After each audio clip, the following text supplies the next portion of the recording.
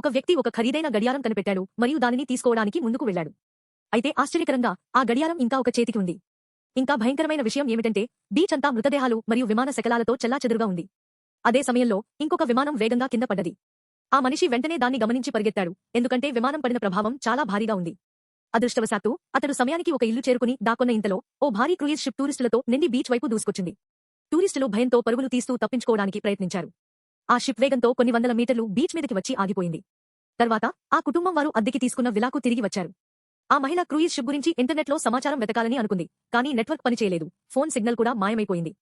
అప్పటికి వారు పరిస్థితి ఎంత తీవ్రంగా ఉందో అర్థం కాలేదు. సాయంత్రానికి విలా యజమాని వచ్చాడు. అసలు విషయం ఏంటంటే నగరంలో విస్తృతంగా విద్యుత్ విఘాతం జరిగినందున అతను అక్కడ కొన్ని రోజులు ఉండాల్సి వచ్చిందని చెప్పాడు.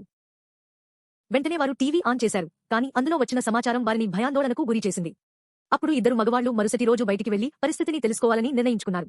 వారు నిద్రలోకి వెళ్లిన తర్వాత టీవీలో దేశం ఒక సైబర్ దాడికి గురైందని వార్త వచ్చింది. వెంటనే సిగ్నల్ పూర్తిగా కోల్పోయింది. తరువాతి రోజు ఆ మనిషి తన మిత్రుడి ఇంటికి వెళ్లాడు. కాని అక్కడ కనిపించిన దృశ్యం అతడిని కంగు తినిపించింది. ఇల్లు మొత్తం ఛిద్రమై అతని స్నేహితుడు మాయమయ్యాడు. అతడు ఒక శాటిలైట్ ఫోన్ కనిపెట్టాడు, కానీ అది కూడా పనిచేయలేదు. అంటే శాటిలైట్లు కూడా ధ్వంసమయ్యాయని అర్థమైంది.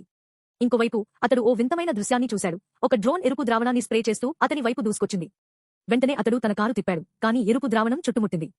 అకస్మాత్తుగా ఆకాశం చీకటి పడింది. తరువాత చీల్చే శబ్దం వచ్చి చుట్టూ మారుమోగింది.